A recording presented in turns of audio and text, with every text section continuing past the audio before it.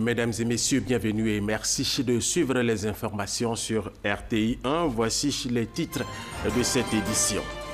Pour un meilleur financement des projets des paysans et responsables d'organisations professionnelles agricoles, le FIRCA, le Fonds interprofessionnel pour la recherche et le conseil agricole, a décidé de les encadrer en mettant à leur disposition des conseillers de gestion. Le ministre des Infrastructures économiques a eu une séance de travail avec l'ensemble des maires du district d'Abidjan. Amédée Kofi Kouakou les a invités à sensibiliser davantage les populations pour une meilleure gestion des infrastructures routières.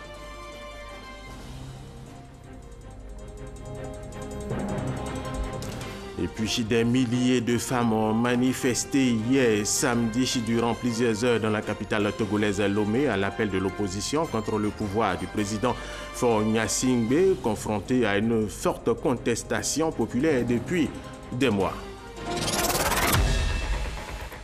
Voilà, le magazine de ce dimanche 21 janvier 2018 a pour thème les télécommunications en Côte d'Ivoire, enjeux et perspectives. Notre invité est le directeur général de la RTCI, l'autorité de régulation des télécommunications de Côte d'Ivoire, Monsieur Bilé Dieméléou. Monsieur Bilé, merci d'avoir accepté notre invitation. Est-ce que le secteur de l'économie numérique se porte bien en Côte d'Ivoire? D'abord, bonjour à tous les téléspectateurs. Je vous réponds oui. Le secteur de l'économie numérique se porte très bien. À tout à l'heure pour la suite. Merci. Voilà, nous vous le disions dans nos titres, pour un meilleur financement des projets des paysans et responsables d'organisations professionnelles agricoles. Le FIRCA, le Fonds interprofessionnel pour la recherche et le conseil agricole, a décidé de les encadrer en mettant à leur disposition des conseillers de gestion pour mieux monter leurs projets. Reportage, Francis Boifo. C'est un début de solution aux préoccupations des exploitants agricoles et responsables des organisations professionnelles agricoles OPA, souvent confrontés à des problèmes d'encadrement et de financement. Ils bénéficient désormais du soutien des conseillers de gestion à travers la mise en œuvre du programme filière agricole durable de Côte d'Ivoire, FADSI.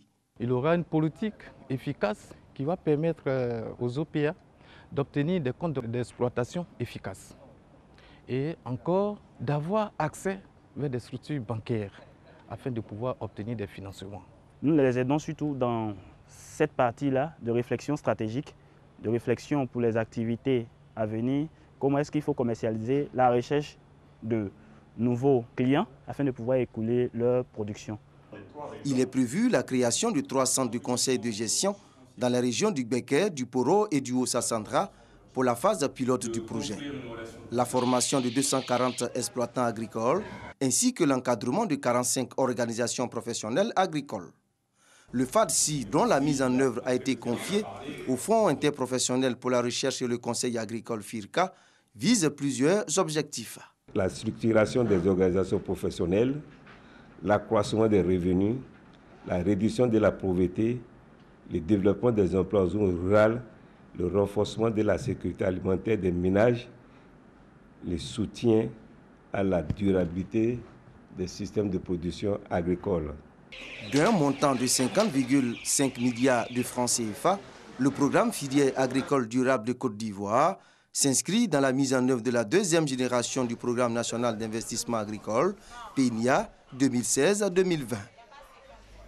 Francis Boifo, plus de 80 jeunes du village d'Alou-Boti dans le département de Sakassou. Sakassou, c'est au centre de la Côte d'Ivoire. Ils ont décidé depuis 1990 de tourner le dos à l'exode rural en choisissant la culture des maraîchers. Et ces jeunes sont désormais soutenus par le projet d'appui à la relance des filières agricoles de Côte d'Ivoire. Soro Corona, Jean de Dieu Kwadjo Kwame pour RTI Boaké. Regardez. Récolte collective d'aubergines et de piments. Repiquage de plants de tomates et des piments en pleine saison sèche. Activité des membres de l'association des jeunes du village d'Alouboti pour la production de vivriers de contre-saison. On n'a pas eu ce qu'on attendait parce qu'en ce moment-là, il y avait un abondant sur le marché. Le prix est parti de 25 à 50 francs le kilo. Mais dans ces temps-ci, je sais que ça va marcher. Composée de 80 personnes, dont 90% de femmes, cette association a décidé de s'orienter vers le maraîcher pour mettre fin à l'exode rural. Ces jeunes ont accepté de venir travailler. Ça permet à ces jeunes de pouvoir rester au village pour éviter qu'on appelle l'exode rural. Ça nous a motivés de rester au village, je ne vivais plus en exode rural. Depuis 6 mois, cette organisation a bénéficié du PAR FACI, projet d'appui à la relance des filières agricoles de Côte d'Ivoire.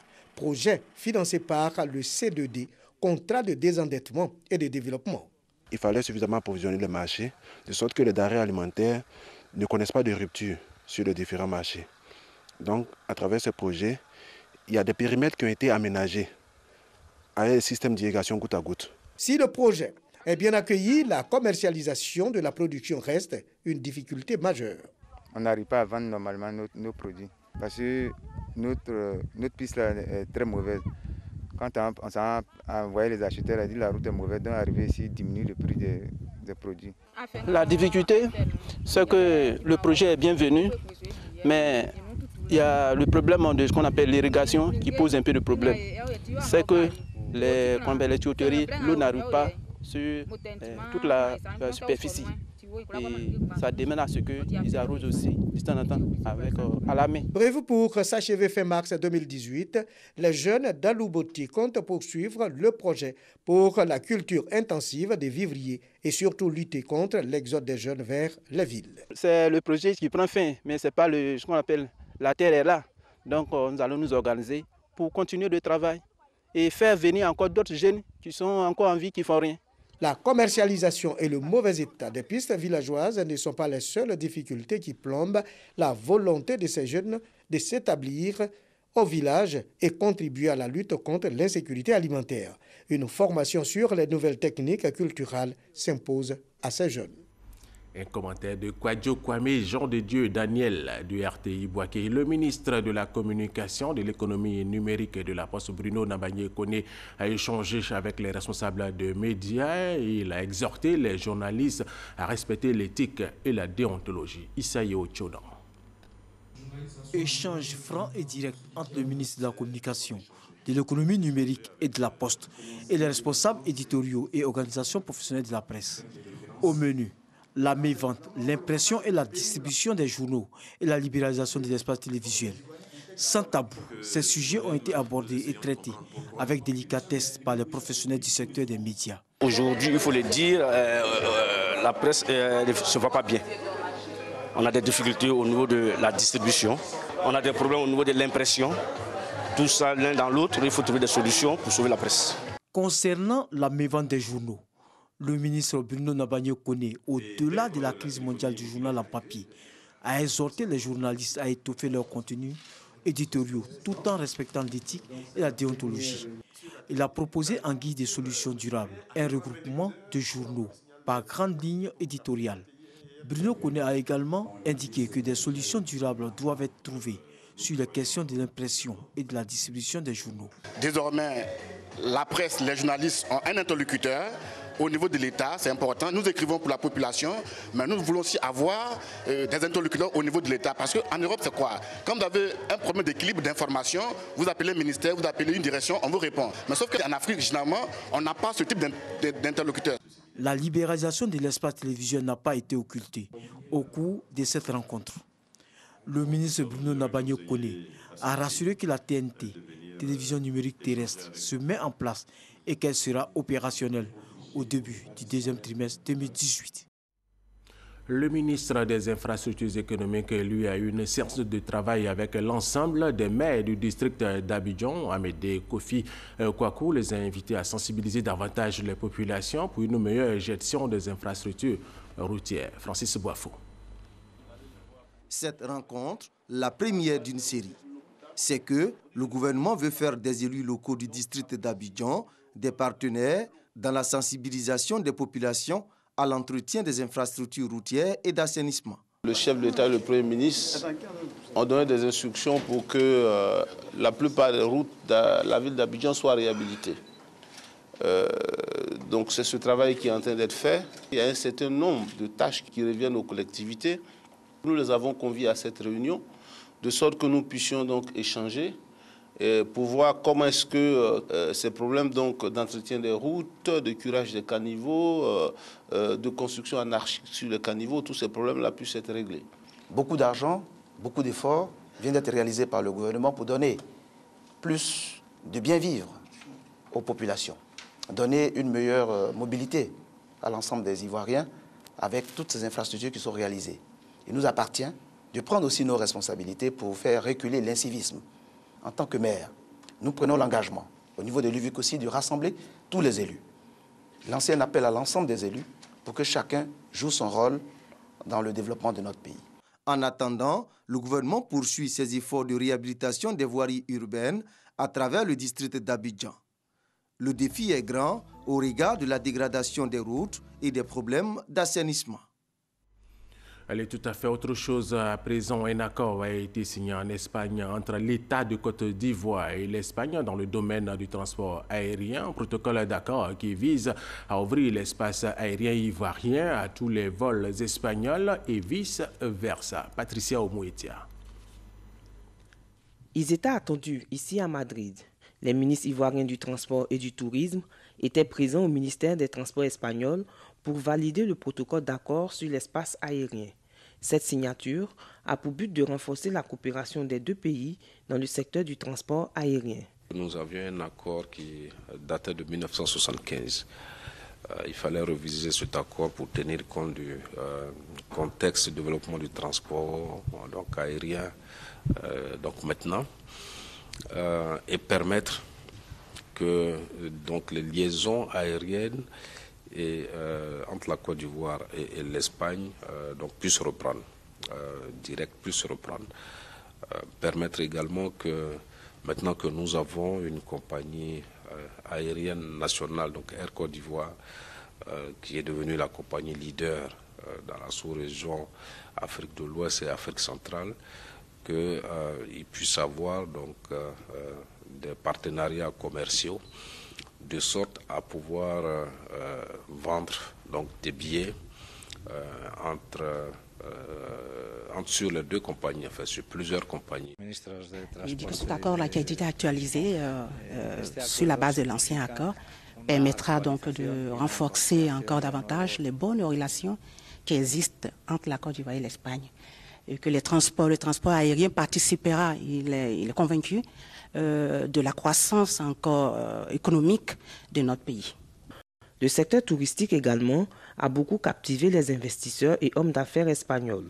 Présents à ce panel animé par le ministre du Tourisme, les hommes d'affaires espagnols spécialisés dans les domaines d'aménagement et d'embellissement d'espace ont donné leur accord pour venir partager leur expertise en Côte d'Ivoire pour le développement du secteur. Véritable stratégie de promotion et de coopération pour la destination Côte d'Ivoire. Les maquis, lieux de restauration en Côte d'Ivoire, sont aussi des lieux de rencontre, d'échange et de défoulement.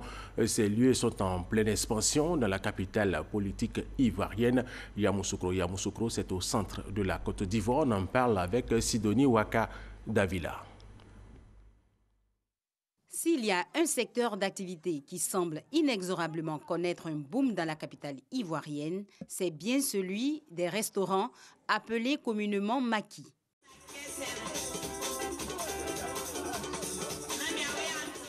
Le constat est clair. Les maquis poussent comme de petits champignons à Yamoussoukro. Un peu partout dans les concessions, les débits de boissons foisonnent. On en trouve même dans les espaces publics. Conséquence, une multiplication des nuisances sonores, surtout les soirs. Ce qui ne manque pas de perturber élèves et étudiants. Autour de nous, il y a des maquis. Des fois, quand je prends mon temps à aller étudier, ça me gêne.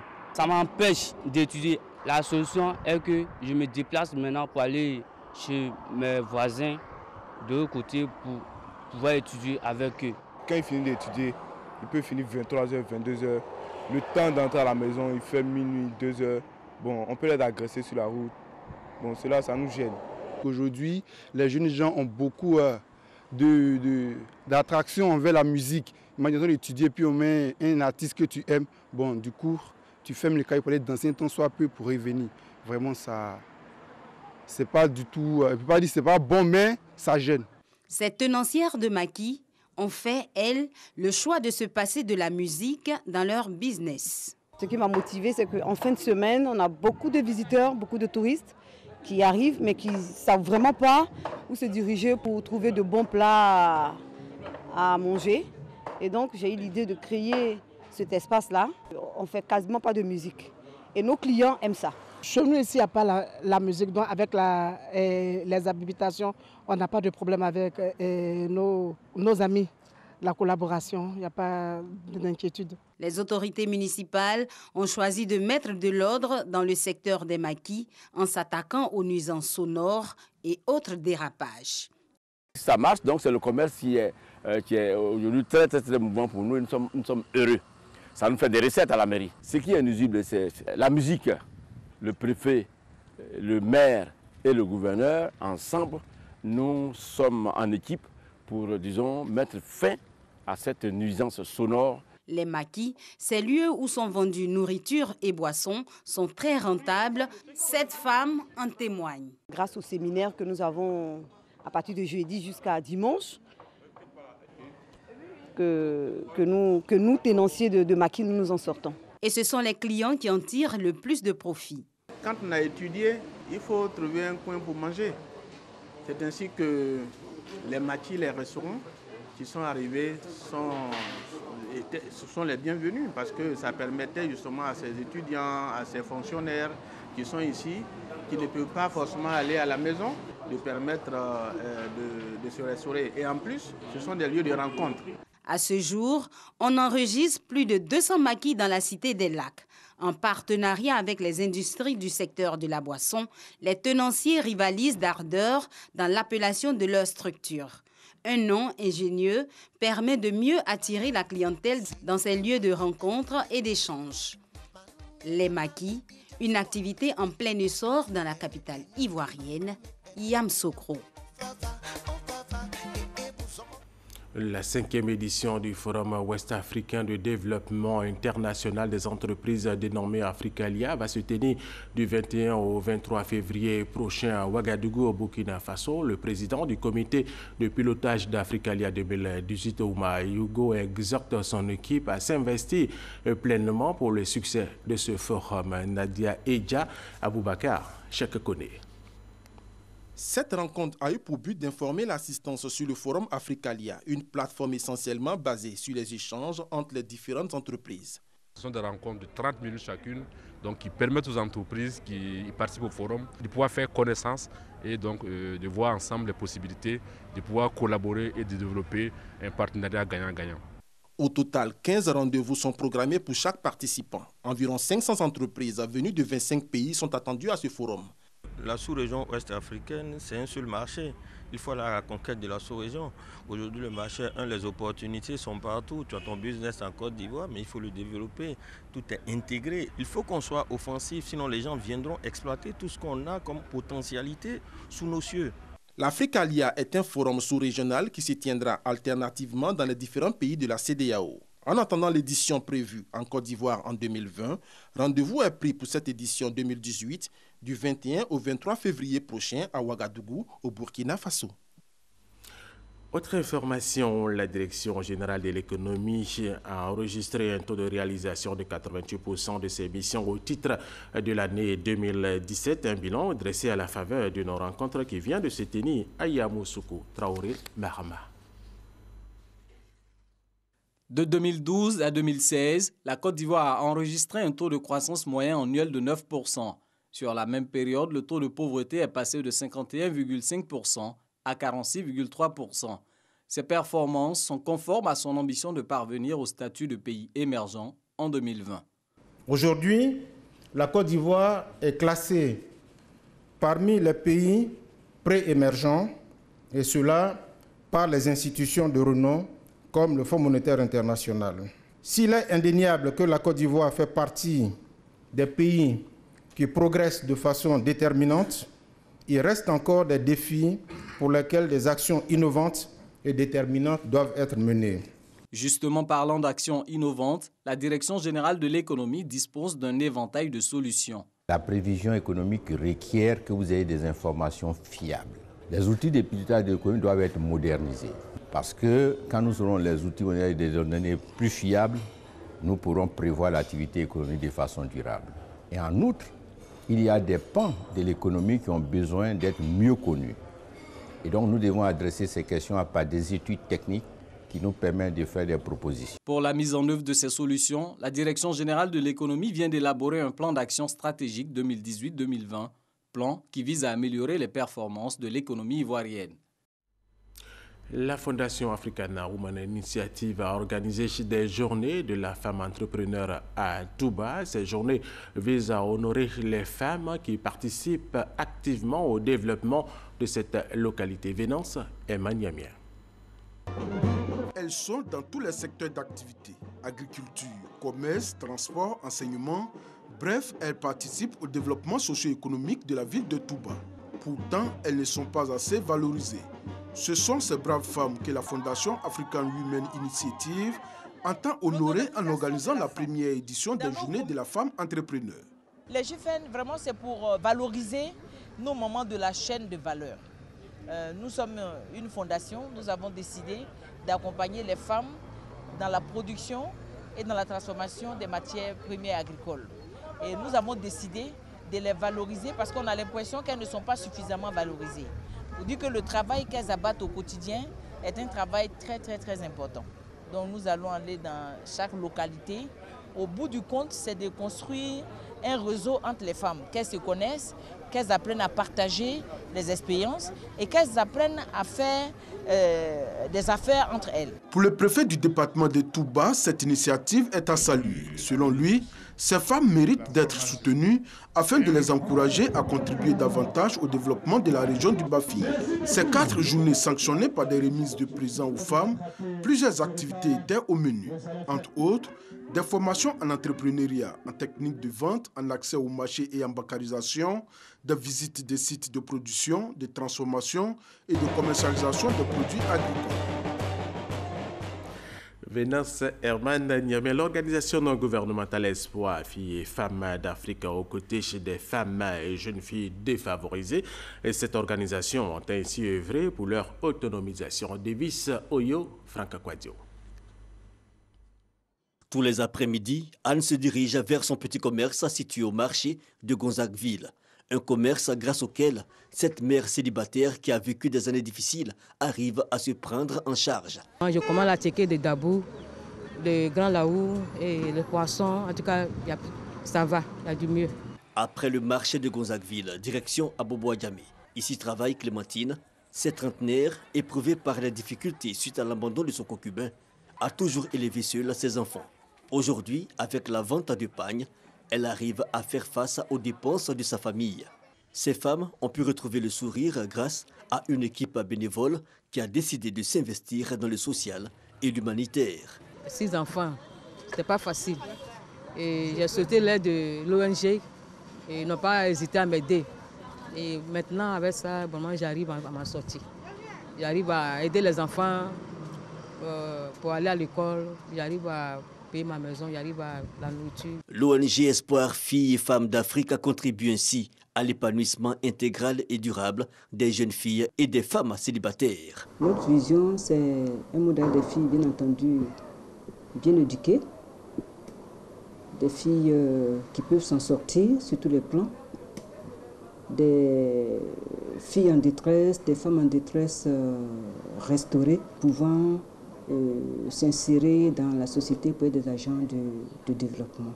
À l'exemple de Nonla et Obiegwe, tous deux élèves, elles n'arrivaient pas à étudier chez leurs différents tuteurs. Je partais au champ, au jardin, avec mes tutrices, j'ai travaillé avec eux, et puis après il y a eu quelques difficultés vraiment très sérieuses avec mon tuteur que j'étais obligée d'arrêter les études si Espoir ne m'avait pas accueilli. Je partais à l'école mais ça n'allait pas.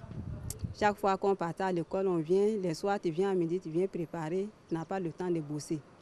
Maintenant, ok, si tu viens le soir aussi, souvent les 4 heures, tu réveilles, tu as épuisé l'eau. Par le biais de clubs d'animation installés dans les établissements scolaires par l'ONG, ces jeunes filles ont pu poursuivre leurs études. J'ai continué, je n'ai plus arrêté les études. Bon, j'ai eu mon BTS en 2016 en ressources humaines et communication et j'ai fait mon stage 2017, là, il attend la soutenance pour soutenir. Grâce à cette ONG, il y a eu mon BPC. Il a fait une grande école, il a passé le concours d'aide-soignante. Ça a marché pour moi. Donc vraiment, ça m'a beaucoup aidé. Plus de 200 filles sont prises en charge par la structure. L'objectif, leur intégration dans la vie active. Une femme peut faire des réalisations. Donc il faut que son commerce, si c'est un commerce qu'elle fait, puisse grandir. Il faut qu'elle soit ambitieuse. Il faut qu'elle aille plus loin. Donc c'est pour cela d'ailleurs même que nous encourageons leur formation en gestion même de leur affaire pour que cette affaire ne puisse pas échouer. Créée le 17 avril 2003, l'ONG Espoir Filles et Femmes d'Afrique vise à lutter contre les violences faites au genre. Elle a également pour but apporter le soutien psychologique et moral, social et matériel aux femmes et jeunes filles en milieu rural et urbain. 60 chrétiens catholiques ivoiriens ont séjourné en Terre Sainte d'Israël pour un pèlerinage offert par l'État de Côte d'Ivoire à travers la Direction générale des cultes. Ce pèlerinage qui a duré 10 jours, selon les participants, a été bénéfique. Vénance Emmanuel. Le pèlerinage en Terre Sainte est le pèlerinage par excellence pour tout chrétien qui veut mieux comprendre les enseignements du Christ et comprendre aussi pourquoi Dieu se fait chair pour vivre parmi les hommes. C'est vrai que l'Église n'a pas fait du pèlerinage un sacrement, contrairement à certaines religions. Mais pour tout chrétien catholique, il est important de venir se ressourcer en Terre Sainte, marcher dans les pas de Christ et mieux comprendre tout ce qui s'est passé pour donner un sens à sa vie. Justement, pour donner un sens à leur vie, le gouvernement ivoirien, à travers la direction des cultes, a permis à une soixantaine de chrétiens catholiques de faire le pèlerinage en Terre Sainte d'Israël. Ainsi, ils ont pu visiter plusieurs lieux saints où Jésus a fait son ministère. Entre autres, le mont de Sion, où se trouve l'église de la Dormition et le Cénacle, où l'on commémore traditionnellement le dernier repas du Christ, et l'institution de l'Eucharistie. Puis, à l'est du mont Sion, découverte de l'église Saint-Pierre en Gallicante, où Jésus passa sa première nuit en prison, et aussi le triple reniement du Christ par Saint-Pierre et son repenti au Champ du Coq. Ils ont également visité le Saint-Sépulcre, lieu de la crucifixion, de la mort et de la résurrection du Christ. Un arrêt a été marqué au Jardin des Oliviers et à la basilique de Gethsémani, lieu de l'agonie du Christ et de son arrestation. Le mur des lamentations qui accueille des dizaines de milliers de pèlerins par jour était aussi au programme. J'ai lu, j'ai entendu, j'ai vu. C'est vraiment merveilleux de marcher dans les pas du Seigneur. Vraiment, je suis contente. Je rends gloire à Dieu. Je lui dis merci, merci. C'est lui qui a permis que je sois ici. Pour le président de l'association Notre-Dame du Salut, après un tel pèlerinage, le chrétien bénéficiaire doit être une nouvelle personne. Le chrétien catholique qui est venu en pèlerinage en Terre Sainte ne doit pas retourner comme il est venu. Il doit pouvoir mettre au centre de ses préoccupations son frère, sa sœur et le devenir d'une nation comme la Côte d'Ivoire. Au cours de ce pèlerinage, plusieurs messes ont été dites en faveur de la paix et la réconciliation vraie en Côte d'Ivoire.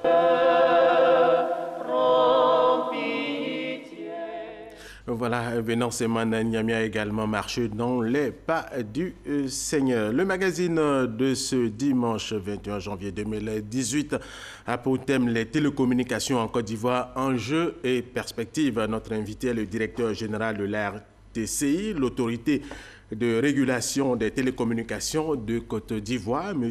Bilé Dieméléou. Merci d'avoir accepté notre invitation. Alors d'entrée, nous allons suivre ce reportage. En dépit du boom fulgurant des services mobiles en Côte d'Ivoire, les efforts et investissements consentis par les opérateurs pour améliorer la qualité du service et le niveau de tarification sont diversement appréciés par les usagers. Certains se disent satisfaits. Concernant les 3 réseaux mobiles en Côte d'Ivoire, nous avons une concurrence rude qui se passe. Je pense que le service est de qualité. Jusqu'à preuve du contraire, le service est de qualité. Il y a une concurrence qui est rude et chacun fait sa promotion comme il le faut. Avant et maintenant, ça il faut le dire, c'est le jour. Il y a une nette amélioration. Le coût sur les téléphones portables aussi ont chuté. Auparavant, le coût était excédent. Mais maintenant, on voit que vraiment, il y a des efforts qui sont faits. Maintenant, même le plus petit fonctionnaire ou bien le moindre type même peut facilement avoir des unités à moindre coût. Donc je crois que vraiment les efforts sont faits à ce niveau-là. D'autres estiment que les opérateurs peuvent mieux faire. Ils n'ont qu'à cumuler les bonus. Les pourcentages sont bons, mais ils n'ont qu'à cumuler les bonus. Ils peuvent dire peut-être 100% pour 2 semaines, je peux accepter. Ils envoient les bonus et puis ils disent 1 semaine. Donc moi j'ai chargé 5 000 francs. J'ai au moins 15 000 francs sous compte. Mais dans peu de temps, d'ici samedi, ils vont enlever. C'est ce que je n'aime pas. Souvent le réseau n'est pas fiable. Parce que souvent tu peux composer un numéro. On te dit par exemple la minute à 100 francs ou bien 90 francs. Et au bon milieu, quelques secondes nettes, on te coupe. Donc ça veut dire que la facturation déjà d'une minute est déjà consommée. Comme si les bonus qu'ils nous donnent, ils les reprennent. Au niveau des tarifs à propos des souscriptions Internet, il faudrait qu'ils diminuent les tarifs. Voilà. Et puis ils allongent les mots. Comme ça, ça pourra nous faciliter parce que toujours souscrit les coûts 1500, 2500, 3500, c'est un peu trop. Je me souviens une fois, j'ai fait un transfert de 2000. À peine j'ai émis 2 appels, les unités étaient finies. Donc ça m'a un peu choqué quand même. Souvent la tarification est un peu trop élevée. Voilà, le réseau qui n'est pas fiable, les bonus qui finissent très vite, les tarifs qui sont un peu élevés pour les populations. Alors, M. Billet, nous allons y revenir. En attendant, vous êtes le directeur général de la TCI. Quelles sont vos missions? D'abord, l'autorité de régulation des télécommunications TIC de Côte d'Ivoire est une autorité qui fait appliquer les règles et les textes réglementaires qui régissent notre secteur. Et puis d'autres textes qui nous ont été attribués par la suite. Et ces missions-là concernent d'abord les télécommunications TIC, la protection des données à caractère personnel, le secteur de la poste. Ensuite, nous avons la gestion des noms de domaine et des adresses Internet de la Côte d'Ivoire, la protection des données à caractère personnel, les transactions électroniques. Très bien. Et tout cela, sans oublier bien sûr la sécurité des réseaux et des systèmes d'information. Voilà toutes ces missions qui se retrouvent dans la seule structure qui est la RTCI, qui est une autorité administrative indépendante, voilà, qui a un pouvoir quasi juridictionnel. Ça veut dire qu'en fait, les décisions prises par le Conseil de régulation sont des décisions de justice et considérées comme une décision en première instance. Et lorsque vous voulez vous attaquer à cette décision, il faut que vous ayez un appel. Des missions que vous assumez et assurez et assumez très bien. Ah oui, nous sommes amenés à le faire. Imaginez un peu un carrefour, vous avez un croisement de plusieurs routes sans feu rouge, sans des feux tricolores, les vrais mots, sans les feux tricolores, et puis il n'y a pas d'agent de sécurité pour régler la circulation. Mais nous jouons ce rôle-là, donc c'est ce que les autres font. Si vous ne le faites pas, ça sera vraiment un embroglio total. Un véritable désordre. Et nous sommes là pour que cela se passe mieux. Vous régulez tout à fait bien, en tout cas pour l'instant. Nous comptons sur vous. Et le secteur de la télécommunication aujourd'hui est un secteur dynamique avec les technologies de l'information et de la communication. Le ministre de la Communication, de l'économie numérique et de la Poste, Bruno Nabagné-Koné, l'a démontré il y a de cela quelques jours lors d'une rencontre internationale. Est-ce qu'avec des chiffres, vous pouvez revenir sur cette vitalité qui contribue au développement de la Côte d'Ivoire? Alors, vous voyez, la population ivoirienne est de 25 millions. Nous avons un parc d'abonnés au mobile de plus de 32 millions, sans oublier les abonnés fixes qui font près de 288 000. Au niveau de l'Internet, nous avons près de 17 millions d'abonnés Internet et près de 8 millions d'opérateurs de mobile money. Alors, ce secteur est très dynamique. Nous avons près de 2500 emplois directs et puis un chiffre d'affaires de près de 800 milliards. Alors, lorsque vous avez un secteur qui avance et qui contribue à près de 8% au PIB de la Côte d'Ivoire, on ne peut que s'en réjouir et faire de sorte que cela aille encore plus que cela. Monsieur Billet, vous avez dit tout à l'heure, 32 millions. 32 millions, c'est-à-dire nous sommes à 25 millions d'Ivoiriens et 32 millions. Alors vous voyez un peu, vous pouvez faire le calcul, vous allez trouver peut-être une puce sinon 2 ou 3 puces selon les réseaux pour pouvoir les utiliser selon là où on se retrouve. Alors, est-ce que l'on peut dire que la Côte d'Ivoire a gagné en maturité numérique? Ah oui, là alors je peux vous rassurer que notre secteur avance tellement bien, l'économie se développe tellement bien que lorsque nous comparons, nous sommes appréciés par l'Union internationale de télécommunications. Il se trouve que nous avons progressé de près de 6 rangs. 6 rangs par rapport au chiffre mondial, au classement mondial. Et puis en Afrique, quand même, nous sommes passés du 14e rang au 9e. Ça veut dire que nous progressons. Nous ne sommes pas parmi les 10 premiers. Mais nous ne sommes pas premiers, mais... Parmi les 10 premiers. Nous sommes parmi les 10 premiers, nous sommes parmi les 10 premiers et nous allons encore progresser parce que nous savons d'où nous venons et nous voulons aller plus loin. Très bien. Alors pour en arriver là, il y a eu des réalisations. Il y a le roaming national et le free roaming. De quoi s'agit-il exactement? En fait, le roaming national, en restant assez simple, lorsque en Côte d'Ivoire, vous allez dans certaines localités, vous ne trouvez pas les réseaux des autres opérateurs. Vous pouvez trouver un opérateur sans trouver 2 autres, parce que notre réseau aujourd'hui a 3 opérateurs. Alors, lorsque vous arrivez que vous n'avez pas votre opérateur, avec le roaming national, vous allez pouvoir bénéficier des prestations de télécommunications, parce que l'opérateur qui est présent va signer un accord avec les opérateurs absents, de sorte que vous puissiez toujours communiquer. Et ça, la décision a été prise par le Conseil de régulation. Il reste seulement les accords entre opérateurs. Alors, en ce qui concerne le free roaming, alors nous sommes dans un autre espace. Il s'agit de l'espace communautaire de la CEDEAO, où les opérateurs, les régulateurs de ces zones-là ont décidé de passer un accord, de sorte que lorsque vous arrivez, vous êtes visiteur dans un pays qui fait partie de cet espace communautaire, vous bénéficiez aussi des mêmes prestations, vous avez les mêmes avantages que les clients qui sont dans ce pays.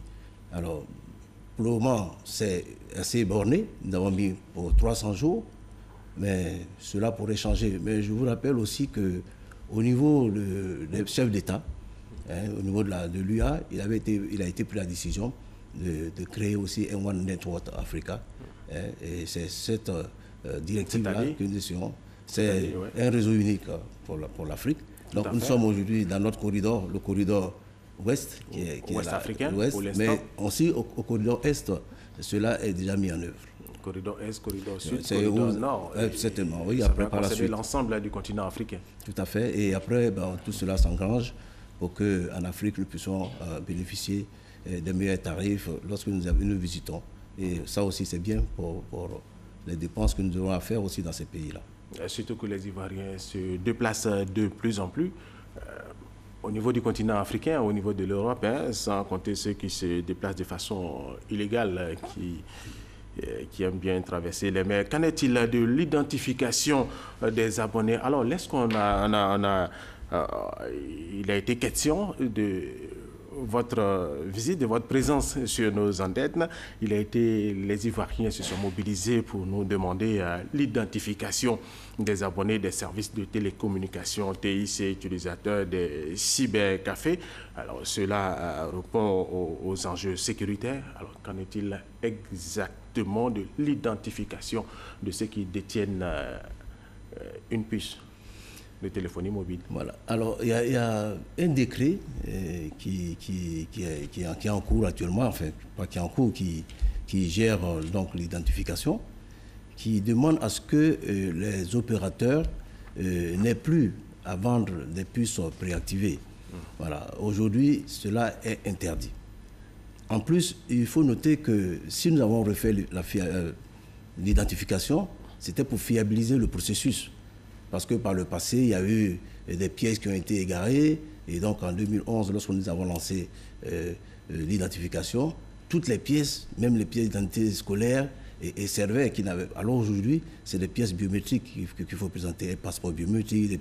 Donc ce n'est plus laissé au hasard. En plus, il faut noter que ça permet de lutter. Les grands enjeux, ça permet de lutter contre la cybercriminalité, ça permet de lutter contre le terrorisme, c'est aussi pour la sécurité de l'État. Alors, c'est des enjeux importants Et c'est pourquoi nous faisons cette identification. Et j'invite tous les consommateurs à s'y mettre, parce qu'il y a des délais. Tous ceux qui étaient déjà des anciens clients doivent se faire identifier. Et nous avons poussé, disons, le curseur jusqu'à un délai. Donc, à partir de mars, tous ceux qui ne se sont pas fait identifier vont être d'abord mis en réception simple pendant 2 mois. En réception simple. Donc, vous ne pouvez pas appeler. Avril, mai. Alors, ils auront 2 mois pour pouvoir... Avril-mai, ils vont recevoir des appels simplement. Mais après les 2 mois, alors là, M. Assa, ils vont être résiliés. Et résiliés, ça veut dire qu'on les supprime de la base. On les supprime dans la base. Donc, j'invite les consommateurs, donc les clients, à aller se faire identifier. C'est une obligation. C'est une obligation. Il ne faut pas rester et puis être surpris après. Moi, j'ai été identifié. J'ai 3 numéros. Mes 3 numéros sont identifiés. Je suis sûr que vous avez fait le vôtre aussi. Tout à fait. Tous mes numéros sont identifiés. Alors, 2 mois, est-ce que ce n'est pas de trop? Est-ce que l'Ivoirien aime beaucoup attendre? Alors, dès que vous prenez la décision, si le monsieur il sent du coup que son numéro ne fonctionne pas, il va se faire identifier. Alors 2 mois, mars, on a janvier, février, mars, avril, mai, juin, ce n'est pas de trop. Parce que là encore, il peut y avoir des forfaits que des gens peuvent commettre. Non, je pense que c'est une période, c'est un délai qui a été bien apprécié, bien mesuré pour permettre vraiment à ces clients-là d'aller se faire identifier. Et je pense que c'est largement suffisant. Il vaut mieux donner ce délai que de les presser et réduire le délai pour qu'ils aient après des problèmes. Parce qu'en fait, personne n'a envie de perdre son numéro, surtout quand on vous reconnaît par cela. Et l'information vient de l'autorité de régulation des télécommunications en Côte d'Ivoire. Alors, si vous ne vous faites pas identifier d'ici à juin, avril-mai, hein, pour être précis, avril-mai, alors vos numéros de téléphone vont disparaître. Alors, est-ce que la RTCI fait régulièrement des audits pour s'assurer de la couverture, de la qualité de service des réseaux de téléphonie mobile? Des audits? Mais vous avez vu tout à l'heure le reportage que vous avez présenté, montre bien que nous veillons à la qualité du réseau. Et nous faisons un audit semestriel pour vraiment des données qui doivent permettre de qualifier nos réseaux. Donc nous faisons des audits semestriels, donc 2 fois par an. Nous faisons aussi un contrôle des performances des réseaux. Et là, c'est des relevés que nous avons de façon mensuelle et nous faisons un bilan pour mettre le résultat sur notre site. Et puis, ce que vous ne savez pas, c'est que nous faisons aussi des contrôles inopinés. Voilà, c'est-à-dire que c'est important. C'est important. Nous faisons des contrôles inopinés pour que il ne faut pas toujours que l'opérateur soit en attente d'un contrôle. On le surprend et pour le moment, les résultats que nous avons ne sont pas mauvais. Alors, comment vous saisir? Comment vous saisir? Nous saisir, vous avez plusieurs possibilités. Nous avons des adresses mail nous avons consommateur@rtci.ci. Vous avez le 1314 qui va être finalisé bientôt. Et puis, bien sûr, il y a le courrier classique, vous nous écrivez, on a notre guichet unique. Et puis, bon, nous prenons en compte, nous prenons en charge très bien. Alors, sous l'impulsion du ministre de la Communication, de l'Économie numérique et de la Poste, Bruno Nabagny-Koné, la Côte d'Ivoire a obtenu l'organisation du congrès de l'Union postale universelle en 2020. C'est un événement majeur pour la Côte d'Ivoire. Ah oui, parce que ça fait depuis 1932, après l'organisation en Égypte, oui, il n'y a jamais eu cet événement-là en Afrique. Et je voudrais là encore remercier le chef de l'État, son Excellence Alassane Ouattara, l'ancien Premier ministre, donc le vice-président Duncan, le Premier ministre Amadou Gon et le ministre Bruno Nabagny-Koné, qui ont mis tout en œuvre pour que nous puissions décrocher ce sésame-là. Et vous allez voir, en 2020, la Côte d'Ivoire va encore montrer sa capacité d'organisation des grands événements. Nous sortons là de la rencontre de l'UE-Afrique et je crois qu'on a prouvé à tout le monde ce que nous savons faire. Alors, dernière préoccupation, est-ce que vous attendez poursuivre cette année 2018 l'identification des zones non couvertes par aucun des opérateurs de téléphonie mobile en Côte d'Ivoire? Oui, nous allons poursuivre et nous allons aller plus loin. D'abord, de faire de sorte que sur notre site, parce que nous avons une application qui va être mise en œuvre, sur notre site, vous pourrez vous-même indiquer un site qui n'est pas couvert, ben, nous nous emploierons à le faire couvrir. Et ce site est www.rtci.ci. Voilà, tous les Ivoiriens qui sont dans les villages et qui ne peuvent pas communiquer à travers leur téléphonie mobile peuvent informer la RTCI à partir de ce site www.rtci.ci. Tout à fait. Monsieur Bilé Dieméléo, merci d'avoir accepté notre invitation. Nous avons eu toutes les informations à partir de vos réponses. Nous allons poursuivre ce journal avec ces informations avant de quitter nos téléspectateurs. Des milliers de femmes ont manifesté hier samedi à Lomé à l'appel de l'opposition contre le pouvoir du président Faure Gnassingbé, confronté à une forte contestation populaire depuis des mois. Parti de 3 points de rassemblement différents, les femmes, pour la plupart vêtues de noir, accompagnées de nombreux hommes et des responsables de l'opposition, ont marché durant plusieurs heures dans la capitale togolaise. Et puis, l'attaque contre l'hôtel intercontinental de Kaboul est terminée. Selon le porte-parole du ministère afghan de l'Intérieur, Najib Danish, elle a duré 12 heures après son déclenchement. Tous les assaillants ont été tués et 126 personnes ont été secourues, dont 41 étrangers. 5 personnes ont trouvé la mort dans l'attaque. 8 blessés ont été évacués. Voilà, le magazine de ce dimanche 21 janvier 2018 avait pour thème les télécommunications en Côte d'Ivoire, enjeux et perspectives. Notre invité était le directeur général de la RTCI, l'autorité de régulation des télécommunications de Côte d'Ivoire, M. Bilé Dieméléo. Voilà, c'est la fin de cette édition supervisée par Digré Michel. Merci de l'avoir suivi.